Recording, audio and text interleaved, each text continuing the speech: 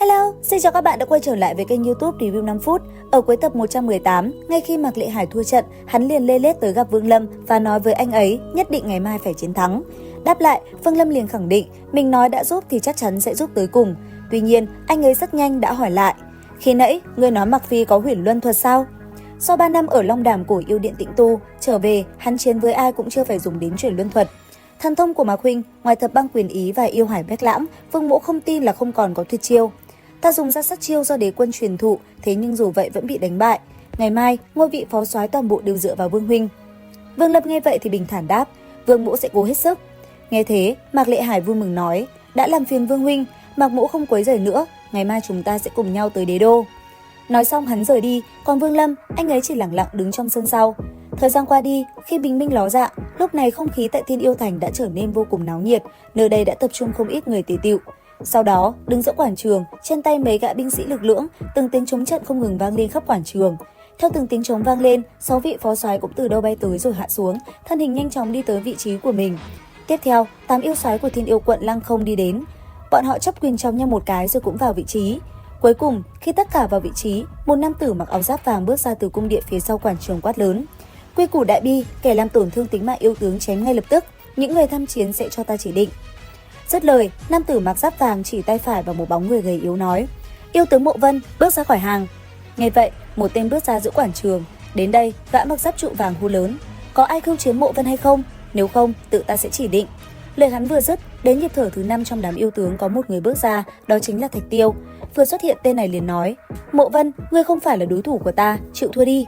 Nghe vậy, Mộ Vân vung tay, hắn lập tức xuất ra thần thông của mình. Chỉ trong nháy mắt, hai bên đã lao vào giao chiến một trận quyết liệt. Cuối cùng, Mộ Vân thua cuộc, Thạch Tiêu chỉ bình thản nói: "Ta nói rồi, ngươi còn chưa đủ tư cách, người trợ giúp của ngươi đâu, xuất chiến đi." Lời hắn vừa dứt, một người to lớn của Cựu Linh môn đi ra.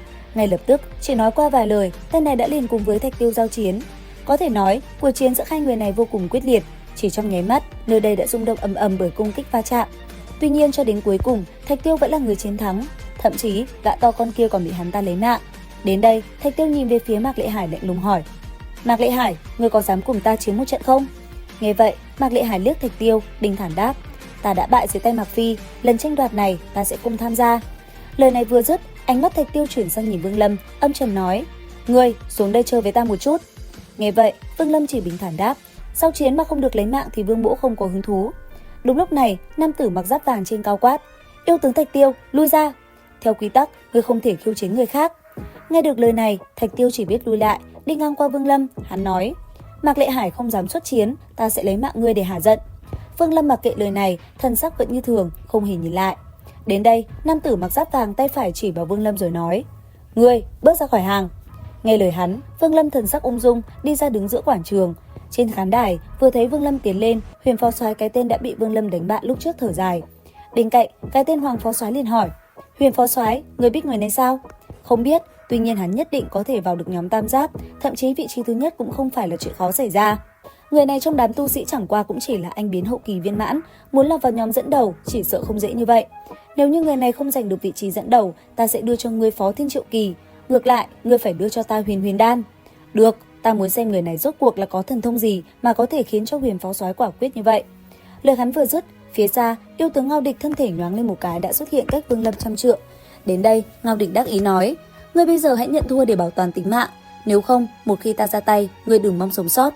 Đáp lại, Vương Lâm chỉ khẽ lắc đầu quát: "Ngươi không phải là đối thủ của ta." Ngao Địch nghe vậy ngẩn người cười lớn đáp: "Đúng là một kẻ cuồng vọng, ngươi không đủ tư cách để cuồng vọng như vậy." Hắn dứt lời, hắn dậm chân tại chỗ, cả người biến mất hoàn toàn. Ngay sau đó, hắn như tên bắn từ đâu hiện ngay bên cạnh Vương Lâm. Cứ như thế, một trận chiến quyết liệt diễn ra, giữa không trung, từng tiếng ầm ầm không ngừng nổ vang, mặt đất rung động. Sau khắc đó, bầu trời như tối sầm, chỉ thấy từng món pháp bảo cùng công kích kinh người giữa hai bên không ngừng tung ra. Chỉ thấy sau ít phút giao chiến, Vương Lâm đã dùng đến sát lục tiên quyết, từng đạo khí lãng màu trắng đục như con rồng lao ra. Nháy mắt, khí lãng kia đã lao ra rồi cuốn lấy thân thể cái tên Ngao Địch. Tuy nhiên, tên kia cũng không đơn giản chút nào. Tích tắc qua đi, cuộc chiến đã ngày càng khốc liệt, từng loại bảo thuật mạnh mẽ được hai người tung ra, làm nơi đây như muốn rung động. Sau một hồi giao chiến, Ngao Địch rốt cuộc cũng rơi vào thế yếu. Trong khoảnh khắc sinh tử của hắn cận kề, thì đúng lúc này, nam tử mặc giáp vàng phụ trách đại hội yêu tướng bỗng nhiên mở hai mắt hét lớn: "Dừng tay!" Dứt lời, thân thể tên này phóng lên giữa không trung, trên tay thanh trường mâu hóa khổng lồ giữa dòng lốc xoáy. Thế thế, Vương Lâm liền cầm thân thể Ngao Địch ném văng đi, trong cơ thể truyền ra những tiếng nổ ầm ầm. Nhìn Vương Lâm không dừng lại, trên tay gã nam tử mặc giáp vàng, cây thương đã liền rời tay bay thẳng đến người Vương Lâm. Đối diện với nó, Nam Chính chẳng thèm quan tâm, nháy mắt đã lao tới sát người Ngao Địch, rồi dùng tay nắm nhẹ, một tiếng rắc vang lên. Tích tắc sau, thân thể Ngao Địch đã rơi xuống đất và chỉ còn lại một chút hơi tàn. Phía sau, ngay khi trường thương đã tới sát người, ngay lập tức Vương Lâm liền huyễn hóa ra một cái màn chắn che trước người. Khi mũi thương cắm vào, từng tầng phòng ngự cũng dần bị vỡ nát. Vừa đỡ lại trường thương, thanh âm Vương Lâm vừa vang lên hỏi: "Đại nhân, đây là ý gì? Chẳng lẽ ngài muốn phá vỡ quy tắc phải không?" Nghe vậy, nam tử mặc giáp vàng kia liền liếc nhìn Vương Lâm một cái, rồi liền thu trường thương lại, đồng thời tay chỉ vào Vương Lâm quát: "Vương Lâm, ngươi thật to gan, ngươi có biết lấy mạng yêu tướng sẽ bị xử chém hay không? Ngao Địch còn sống nên ta tha cho ngươi." Người trợ giúp của Ngao Địch bước ra khỏi hàng.